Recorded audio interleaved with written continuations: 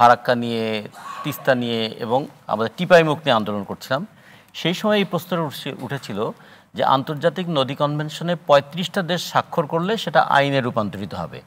৩৪টা দেশ স্বাক্ষর করার পর এটা আটকে ছিল। সেই সময় বাংলাদেশকে আমরা বলেছিলাম, গভর্নমেন্টকে বলেছিলাম যে আপনি স্বাক্ষরটা করেন। বাংলাদেশ কিন্তু স্বাক্ষর করে নাই। তারপরে স্বাক্ষর করেছে সম্ভবত ভিয়েতনাম, আমার ঠিক মনে নাই, যে ৩৫টা দেশ স্বাক্ষর করার পর এটা আইন হয়েছে। কিন্তু যে কথাটা বলার মতো যে বাংলাদেশ সরকার কিন্তু সবার আগেই স্বাক্ষরটা করার কথা ছিল। বাংলাদেশ তখন ওই ফাঁদে পড়লো, আমরা একটা দ্বিপাক্ষিক আলোচনায় ঠিক করে নেব, কিন্তু দ্বিপাক্ষিক আলোচনায় বারবার যে আমরা হেরে যাচ্ছি এইটা আমরা বিবেচনা করি না, এবং অথবা আমরা হারতেই বোধহয় পছন্দ করি, কারণ বন্ধু তো বন্ধুর সঙ্গে হারলেও বোধহয় আনন্দ থাকে। যাই হোক, আমি এরপরে আর একটা বিষয় যেটা বলতে চাই, যেটা আপনি প্রশ্ন করেছিলেন যে নদীর তো নিজের একটা হিস্সা আছে। আমরা তিস্তা নিয়ে যখন প্রথম আলোচনাটা হলো ৮৩ সালে, তখন বলা হয়েছিল যে বাংলাদেশ পাবে ৩৬, ভারত পাবে ৩৯, আর ২৫ ভাগ পানি থাকবে তিস্তা নিজের জন্য। ভারত সেটা দিল না। এরপরের বার যখন আমরা আবার দ্বিতীয়বার আলোচনায় গেল, তখন বাংলাদেশ আবার নদীর পানিটা একটু কমিয়ে দিলাম। তখন বললাম যে ৪০-৪০ আর নদীর জন্য ২০, মানে নদীর ভাগটা কিন্তু আবার একটু কমিয়ে দিলাম, মানে আমরা নিজেরাই নদীর ভাগটা কমিয়ে দিচ্ছি। এর ফলটা কি হচ্ছে? বাংলাদেশ হচ্ছে পানি এবং পলির দেশ। বরফগলা নদীর পানি এবং তার সঙ্গে পলি এসেই তো দেশটা গড়ে উঠেছে। আমাদের যদি দিনাজপুর এবং রাজশাহী দেখি, তাহলে সমুদ্রপৃষ্ঠ থেকে ১২৫ ফিট উপরে, আর যদি নোয়াখালী যাই তাহলে এটা সমুদ্রপৃষ্ঠ থেকে ৬ ফিট উপরে। তার মানে গোটা দেশটা একটা ঢালের মতো, হ্যাঁ। এবং বিপুল পরিমাণ পলি সঞ্চয় হয়েছে বলে, পদ্মা, মেঘনা, যমুনা এই নদীগুলো পলি নিয়ে এসেছে বলে প্রতি বছর বাংলাদেশের আয়তন বেড়েছে ১২.৫ বর্গ কিলোমিটার করে। এই জন্য বাংলাদেশ ক্রমাগত সমুদ্রের দিকে এগিয়ে গেছে এবং দেশের ভূখণ্ডটা বেড়েছে। এই জন্য বাংলাদেশকে একটা জীবন্ত বদ্বীপও বলা হয়। ফলে পানির প্রবাহ কমে যাওয়া, নদীর উজানে বাঁধ দেওয়া, মানে আমার কিন্তু বাংলাদেশের বৃদ্ধিটাকেও আটকে দেওয়া, এক। ২ নম্বর, বুকের মধ্যে যে পলিটা জমে, পানি না আসলে পলিটা তো যেতে পারছে না, ফলে নদী বুকটা ভরাট হয়ে যাচ্ছে। এর ক্ষতিটা কি হয়? ছোট্ট আমরা হিসেব করেছিলাম তিস্তা নিয়ে, যে আমাদের যে ৯ লক্ষ আমার যে কমান্ড এরিয়া, এর যে আমরা যে চাষাবাদ করতে না পারার কারণে হেক্টর প্রতি যদি ৫ টন করে ফসল হয়, আপনারা উত্তরবঙ্গে যদি যান কখনো দেখবেন যে ভুট্টার ক্ষেতে ভুট্টা যখন স্তূপ করে রাখে, দূর থেকে মনে হয় যে একটা সোনার পাহাড়, মানে এত ঝলমল করে।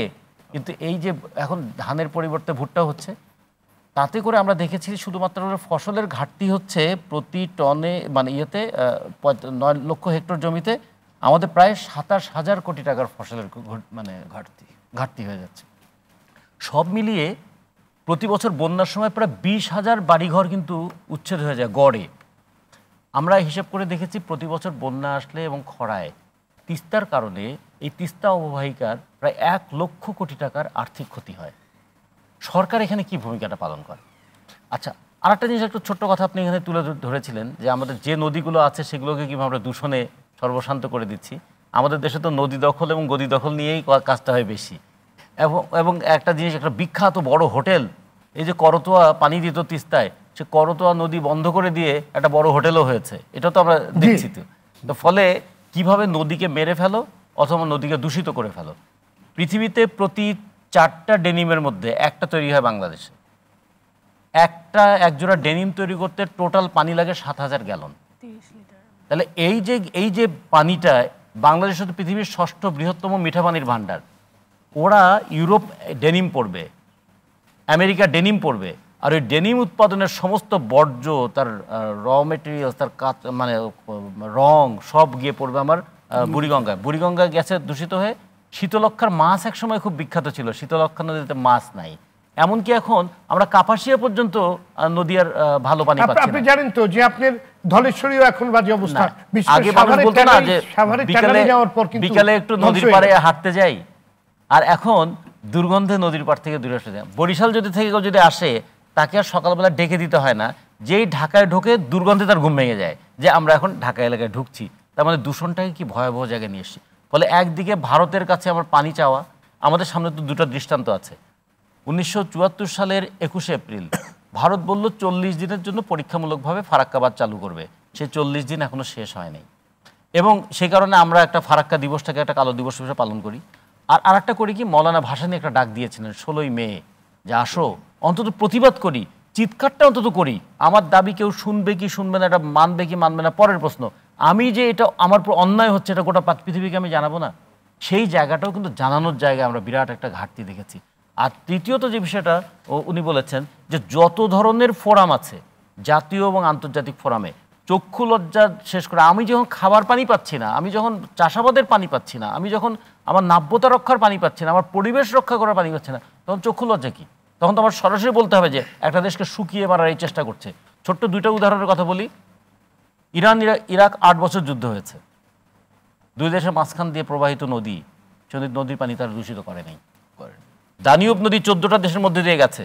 প্রথম বিশ্বযুদ্ধ হয়েছে, দ্বিতীয় বিশ্বযুদ্ধ হয়েছে, ইউরোপ ম্যাসাকার হয়ে গেছে, কিন্তু কেউ দানিউব নদীর পানিটাকে দূষিত করার কথা ভাবে নাই। কারণ তারা বলেছে উজানের দেশ, তার সে যুদ্ধ করে মানুষ মারতে পারে, রক্তের বন্যা বইয়ে দিতে পারে, কিন্তু পানির স্রোতধারাটাকে সে নষ্ট করে নেই। ফলে অন্তত যুদ্ধেও কিছুটা এথিক্স থাকে। আমরা কোন ধরনের যুদ্ধে পড়ে গেলাম যে আমাকে পানি না দিয়ে আমাদেরকে আটকে ফেলার চেষ্টা করবে? তারা পানি দিচ্ছে না, এটা তাদের ব্যাপার, কিন্তু আমরা কেন পানির জন্য আন্দোলনটা করছি না, এটা তো আমাদেরও ব্যাপার। আমরা যেটুকু পানি পাই, বাংলাদেশের উপরে, বাংলাদেশের চাইতে 15 গুণ এলাকায় যে বৃষ্টিপাত হয়, সেই বৃষ্টির পানি গড়িয়ে পড়ে বাংলাদেশের মধ্য দিয়ে সমুদ্রে চলে যায়। ফলে সেই পানিটাকেও যদি আমরা ঠিকমতো ম্যানেজমেন্টটা করতে পারতাম, তাহলেও কিন্তু আমরা আমাদের নাব্যতা রক্ষা করতে পারতাম, পানির আমরা নিচের ভূগর্ভস্থ পানির স্তরটাকে রক্ষা করতে পারতাম, এবং আমাদের যেটুকু পানি আমরা পাই সেটাকে আমরা সুরক্ষা করতে পারতাম। ফলে আমাদের দুই দিক থেকে দেখতে হবে, একদিকে ভারতের পানি আগ্রাসনের বিরুদ্ধে কথা বলতে হবে, দ্বিতীয়ত দেশের অভ্যন্তরের দূষণ এবং দখলটা বন্ধ করতে হবে। জি, আপনার কাছে আরেকটি প্রশ্ন ছিল কিন্তু যে আপনার মানে 1997 মানে মানে বিগত সময়গুলোতে যে বিরোধী দলে যারা ছিল কিংবা যারাই যখন বিরোধী দলে ছিল, তারা জাতিসংঘ পানি প্রবাহ সনদ 1997 অনুস্বাক্ষর এবং জাতিসংঘ পানি সনদ 1992 স্বাক্ষর করার প্রয়োজনীয়তা নিয়ে অনেক কথা বলেছে, কিন্তু ক্ষমতা যখন গিয়েছে তখনই এটার বাস্তবায়ন করেনি, এটাকে সরে গেছে। কিংবা মানে এখানে ভয়টা কিসের ছিল, কিংবা কার সাথে নদীর চাইতে গদিটা গুরুত্বপূর্ণ। এবং সবচেয়ে বড় প্রশ্ন হচ্ছে যে সেখানে অর্থনৈতিক স্বার্থটা প্রাধান্য পেয়ে যায় মানুষের জীবনের চাইতেও। যেমন আমাদের নির্বাচনের পরে ভোটারের চাইতেও গুরুত্বপূর্ণ হয়ে যায় ক্ষমতাটা।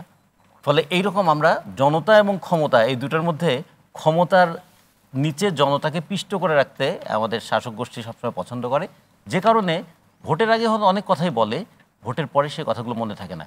কিন্তু যে জিনিসটা খেয়াল রাখতে হবে, আমাদেরও আবার জনতারও এই জিনিসটা থাকতে হবে। জনতারও তো সবসময় এই ক্রাইটা তৈরি করে রাখতে হবে যে internal vigilance is the price of liberty. এই কথা যে বলা হয়েছে, জনগণের ভেতর থেকে এই চাওয়াটা বারবার গড়ে তুলতে হবে। কিন্তু নদী দখলের মতো জনগণের কিন্তু মনটাকেও দখল করার চেষ্টা করা হয়। যখনই আন্দোলন করবে, এই দেশের বিরুদ্ধে ষড়যন্ত্র করছে, প্রতিবেশীর সঙ্গে আমাদের সম্পর্ক নষ্ট করছে, সরকারকে অস্থিতিশীল করার চেষ্টা করছে, হয়তোবা এর পিছনেও কোনো বিদেশি কাজ আছে, এবং ষড়যন্ত্রের নামে এমন একটা যন্ত্র আমাদের দেশে আছে, এই যন্ত্রটা পুরনোও হয় না, এই যন্ত্রটা বাতিলও হয় না। যখনই আন্দোলন করতে চাইবেন তখনই আমাকে ষড়যন্ত্র এই তত্ত্বের মধ্যে ফেলে দেয়। ফলে এগুলোকে একটু খেয়াল রাখতে হবে। আমরা ক্ষমতাকে কেন্দ্র করে আমাদের যে রাজনীতিটা, জনগণকে উপেক্ষা করার রাজনীতিতেই তারা অনেক বেশি সিদ্ধহস্ত হয়েছে। এর কারণে দেখুন, ক্ষমতা যখন থাকে তখন দায়িত্ববোধটা থাকে না। জনাব আব্দুল সালাম ওনার আপনার এই কিছুক্ষণ আগে উনি যে বলছিলেন, সেখানে কিন্তু উঠে এসেছে যে মানে আমরা অন্য সরকারে কিংবা ভারতের ব্যাপারেও দেখেছি, তাদের কিন্তু যতই মত পার্থক্য থাকুক, তারা কিন্তু জাতীয় স্বার্থে তারা সবাই এক হচ্ছে, যেটা আমাদের মধ্যে শুধু জাতীয় স্বার্থে। কৌশলে কিরকম, ভারতের সঙ্গে চুক্তি হবে তো বাংলাদেশের, সে মোদি দেখায় কাকে, মমতা। আচ্ছা, আমরা কি তারা নিজেরা মমতা চাইছে না, চুক্তি তো করবো আমি দিল্লির সঙ্গে। এখন যদি বলি যে আমাদের রংপুর বিভাগ চাইছে না, এরকম আমরা বলবো চুক্তিটা হবে বাংলাদেশের সঙ্গে। দেশ, আমি তো এটা একটা দেশ, একটা স্টেট টু স্টেট রিলেশন।